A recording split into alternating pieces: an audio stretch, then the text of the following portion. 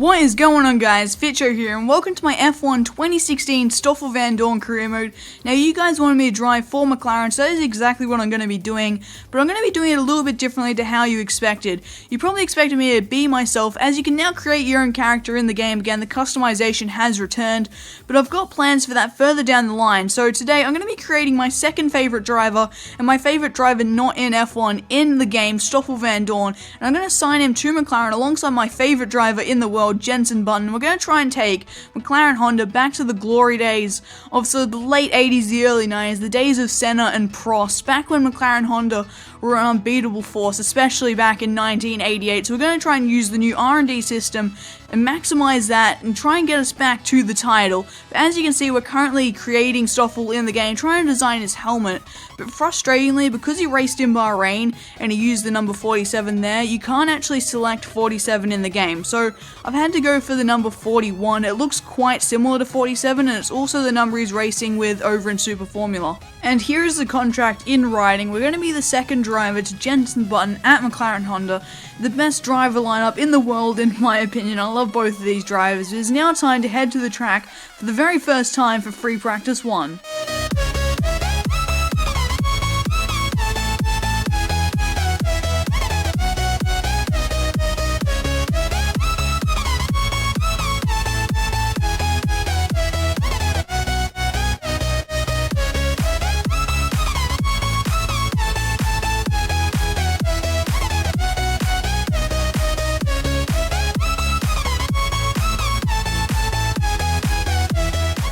Here we are for the all-important practice session. We're on the first test of our practice program, the track acclimatization test, the one where we have to drive through all the gates and just get used to the track. And now we cut to the end of the lap. We're actually purple so far, only a handful of gates left to go. As we come around the final corner, one more gate to go and the DRS, and there we go. We get a perfect lap, all purple, and we get 50 out of 50 resource points for the first test. Now onto the second of 3 tests, the tyre wear test. We've got 6 purple laps so far, I'm about to get a 7th, so again, we are perfect in the tyre wear department, and that is another 50 resource points.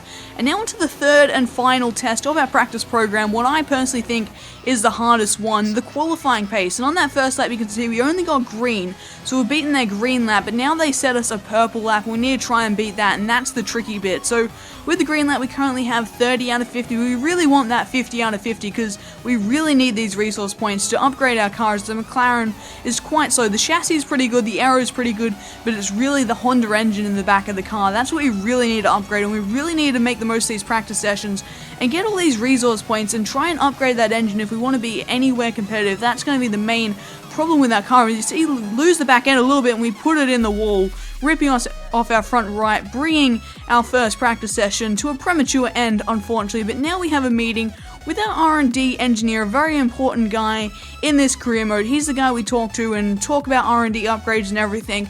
He's going to play a crucial role in this career mode. Now we're just getting to know him first of all, but now we're going to have a look at our laptop and decide what upgrades we're going to go with. We have a fair few resource points to pick with to start with, but like I was just saying, we're going to go with the engine really, with the McLaren Honda, the Honda engine in the back. We have to go with the engine upgrade really. There's not much else we really want to do right now, because that's the biggest weakness in the car. Really, the handling is really nice, but it's just lacking the grunt down the straight.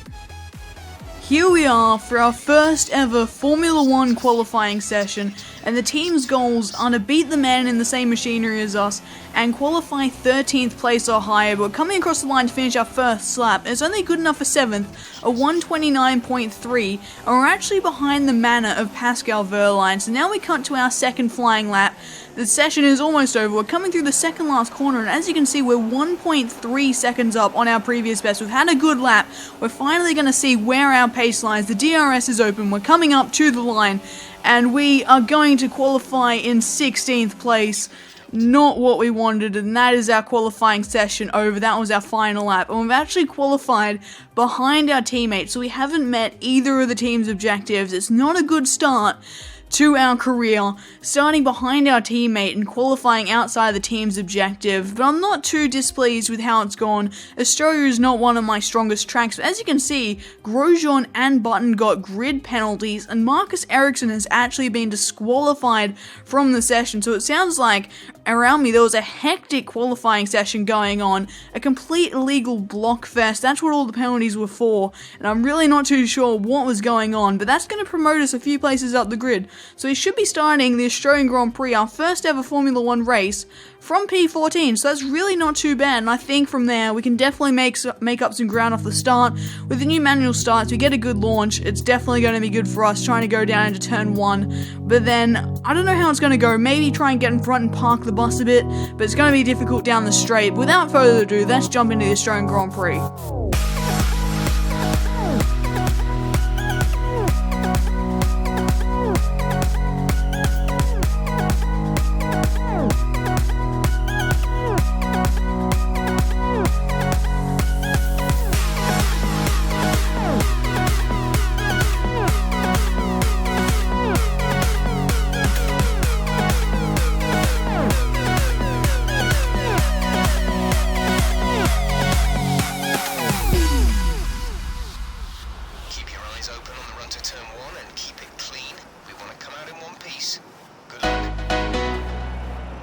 Here we are on the grid for our first ever Formula 1 race, the Australian Grand Prix. We're starting out at P14 after qualifying down in 16th. With a few grid penalties has promoted us up to 14th. If we have a look at the race strategy, we have either a 1-stop or a 2-stop.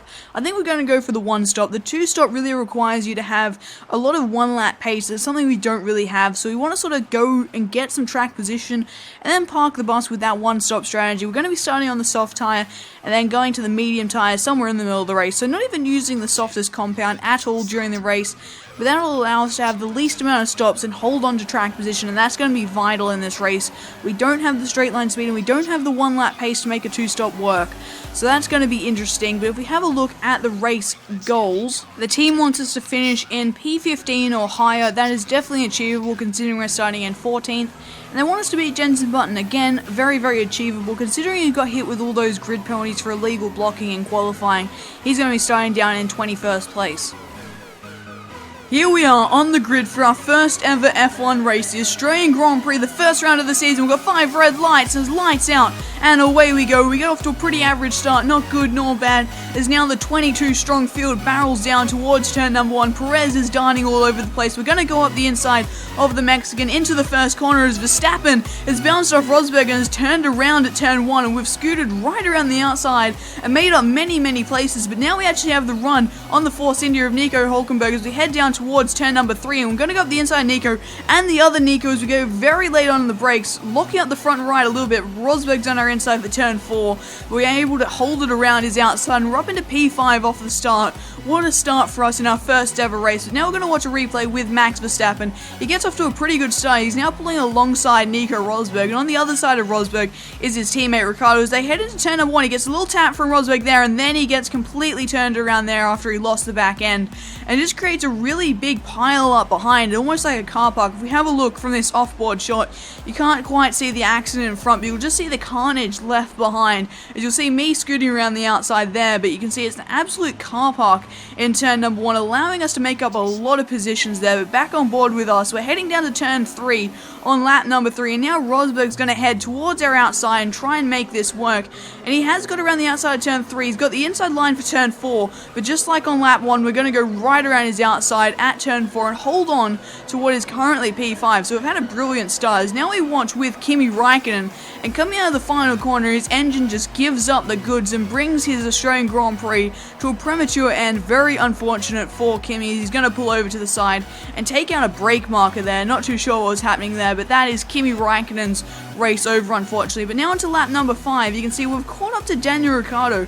He's going very, very slowly, and he must have some sort of issue, the Australian. Quite unfortunate in his home Grand Prix, but we're going to catch him quite quickly. And only a handful of corners later, we're right on the back of him. We're going to look up the inside. He's going very, very slowly. Not really an overtaking opportunity, but we made the move stick. He was going very, very slowly. I'm not too sure what was happening, but that was a very, very easy overtake on the Australian. Really unfortunate for him. But now onto lap 7, the start of. Here comes Valtteri Bottas up our inside into turn number 1. But like we have been doing a lot in this race, we're going to go right around his outside, and we're going to hold on to first place as the leaders have made their first stop. What I'm going to presume is the 2-stop strategy. As you can see, Lewis Hamilton was coming out of the pit lane as Valtteri Bottas was going for that move. And now onto the start of lap number 9, you can see Lewis Hamilton is right behind us, and now he's actually pulling to our inside. As we head down to turn number 1, he's got the AIDA DRS, and he makes a very easy overtake on us there. Absolutely nothing we could really do to fight back against him. He had fresh tyres, and we've got very worn soft tyres at this stage of the race. And now later on in the lap, Sebastian Vettel's looking to our outside in the fast left-right chicane, but he just completely backs out of it on the outside there of the first part. Very odd from the AI, but the very next lap he's going for the same move yet again at turns 11 and 12, but with the same result. He backed out of it on the outside. Very odd from the AI, but not as bad as the first time, but it was enough to let me hold on to position. But now at the start of lap 11, down the pit straight with the AIDA DRS, there goes Sebastian Vettel. Nothing we could do to fight back against him. We tried here with a bit of a switchback, but we just couldn't get the power down with these worn soft tyres, as he has fresh super soft, so nothing we could really do to fight back against Vettel. But now on to the end of lap 13, we're done with these soft tyres. We're coming into the pit lane for our one and only stop, and we completely butchered the pit entrance there, stopping way too early and somehow dropping the car down into neutral. I'm not too sure what I was doing there. But we're in the pits for our one and only stop of the race. The soft tyres are coming off, the medium tyres are going on, the hardest of the 3 tyres, and now we're going to be going to the end. But on the outlap, we were really struggling to get this medium compound tyre working for us. We struggled to get the temperature in the tyre and get them into that working window. We got a really bad exit off turn 10. As you can see, Carlos Sainz is capitalising on that and going right around our outside before turns 11 and 12. And he got the move done before we even brake for the corner. That just shows how much we were struggling in the early stages of this stint. But now at the end of the lap, we finally got these tyres working for us, got that temperature in the tyres, and we managed to stay close to Carlos Sainz. Now we're in Rich Ram's DRS open, hogging that slipstream. We're going to try an audacious move up the inside of Carlos Sainz. We lock the front right a little bit, but we make the move stick up into 7th place there. A very aggressive move, but a good move nonetheless, a successful move. But now onto the start of lap 16. Here comes Carlos Sainz trying to move up the inside of turn number 1, but we're going to hang it right around the outside of the young Spaniard. Very good defending from us there, but later on in the lap, coming down to the fast left-right chicane, he's going towards our outside yet again, and he's going to back out of it around the outside. The AI always seem to do this at that corner. It's really disappointing because they always try moves there. But now onto lap 19, Valtteri Bottas is coming out of the pits. We're going to try a switchback line here. We're going to be on the outside, and we're just struggling to get the power down there, and we just can't make it stick around the outside. But now we're in the slipstream. We're going to try something up the inside turn 3 because we really want track position on the Williams. We're going out the inside, a bit squirmish under the brakes there, but he just holds it right around the outside there, just showing how good those fresh soft tyres are. But now onto the next lap, his teammate Felipe Massa is going up our outside into turn number 3, but we're going to put one back down his inside there, and now we're running side by side through turn number 4. We're going to go right around the outside of the Brazilian. Brilliant racing here, going side by side, but we've got the inside line for turn 5, and Massa has driven right off the road, and it says Felipe Massa is now out of the race. So let's have a look. What has Felipe done? We see he's going down to turn number 3 quite nicely. He can't even see me because I was quite aggressive there and didn't get my nose up there very far, but very good driving from Massa, great awareness. And there you can see our front wing. He's side by side with us now, and he just forgets to turn in, and that's his front left gone straight into the wall. Don't know what Felipe was up to there. Very, very odd, but he's just driven the car straight into the wall. But now a few laps later, Carlos Sainz is going to our outside in this fast left-right chicane yet again, and just like every other time the AI go for that move, it has the same result. But now into turn number 3 on lap 22, Carlos Sainz is throwing it up our inside, but we're going to hang it around his outside, and that gives us the inside line for turn number 4, and we're able to hold on to this position for now. But you can see behind us, we're building a little bit of a trend. We've got Carlos Sainz and the Red Bull of Daniel Ricciardo. And now later on in the lap, you got Carlos Sainz going to the outside for the chicane yet again and runs wide, but now Daniel Ricciardo is right behind us. This has presented Ricciardo with a great opportunity to get past us, and now he's going to our outside as we head down towards turn number 13. Is he going to be able to make the move stick? I don't think so, as we squeeze him out quite nicely there. But now later on in the lap, down the pit straight with the AIDA DRS, here comes Daniel Ricciardo on the fresh soft tyres, and there is nothing we can really do to defend from the hometown favourite, and he's got the move done up into 5th place. And later on in that lap, Carlos Sainz yet again is going to our outside into turns 11 and 12, but yet again just backs off around the outside. But Perez has followed us through and is right behind us in our slipstream, and this has presented a brilliant opportunity to the Mexican to get past us. He's going to the outside to turn 13, but we have the inside line, and we're just going to squeeze him out there on the exit. But that is Jeff just coming over the radio to tell us that our engine is getting worn, and that is really bad news at this stage of the race. our strategy relies on us defending really hard, and having a worn engine and a Honda engine at that is going to make it very, very difficult, as we managed to fend off the Force India there, but now he's going to our outside into the turn 11-12 chicane, and like every other time, I don't know how many times I'm going to have to say this, they just back off around the outside, but this time Carlos Sainz follows us through and is now heading towards our outside as we head down into turn 13, but yet again we've got the inside line and we're just going to squeeze him out there and hold on to 6th place for now. But on the next lap, the Force India of Perez is going to the outside again at this fast left-right chicane, but every time they just back out and it's getting really frustrating, but he hasn't backed out that much and he is still right behind us, and now he's going to our outside into turn 13, but we are going to have the inside line there and we're going to try and squeeze him out there. And we do so successfully, holding on to 6th place. But now at the start of the penultimate lap, here comes Nico Hülkenberg to our outside into turn number 1. But we're going to hold the position. We've got yellow flags behind us. I'm not too sure what's happening. Carlos Sainz is out of the race. What has happened? Let's have a watch on board with Carlos. Going into turn number 1 there, Hülkenberg goes very wide and he's come back on track, and Carlos has had nowhere to go. And that is Carlos's day over. Really disappointing for the Toro Rosso. Having a brilliant fight with us, was going to get some good points, but now Perez is going to our outside again at this turn 11-12 chicane, and like every other time, we're going to hold on to the position. They're going to back out around the outside, and now at the start of the last lap, you can see just how far back the Force Indias are, and now we're coming out of the final corner from the last lap. We're going to come up to the line, and we're going to finish on debut in P6. Top job, my friend, top job. I was a bit worried about this one at the start of the weekend, but you've pulled through. Thank you. Well, this is it. This is where they all want to be. Here come the top 3 then, out onto the podium after a fascinating Grand Prix.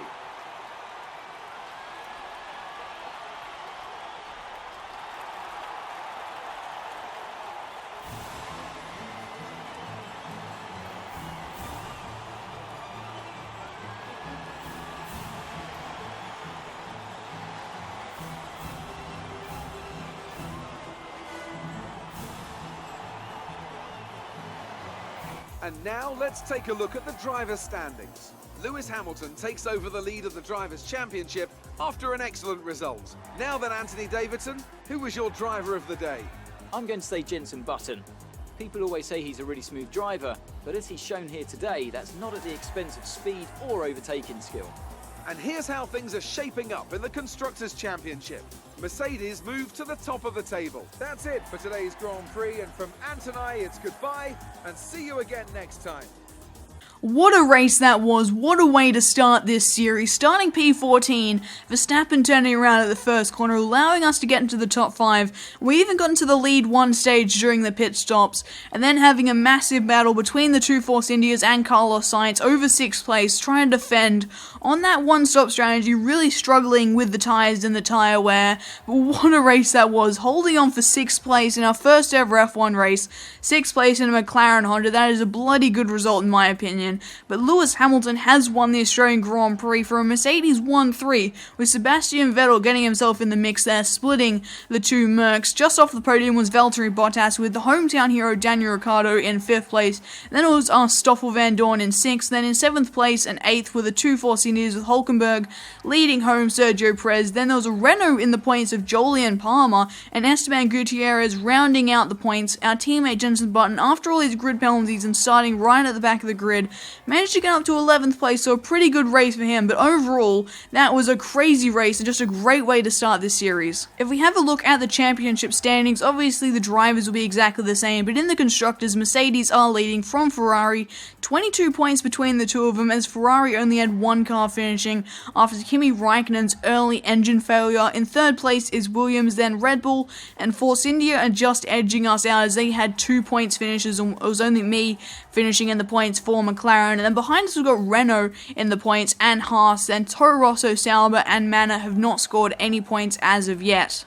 As for our rivalry with our teammate, we both finished the race. I got the higher finishing position, we're both penalty free, but he gets the first 2 sectors and the fastest lap, and I get the 3rd sector. So I'm now losing the rivalry 10-7, so we're losing by 3. As for our standing within the team, we're up 1 for finishing 15th or higher, up 1 for beating Jenson Button, and up 1 for being in the top 10 in the standing. So we're now up to 6 in the driver position within the team.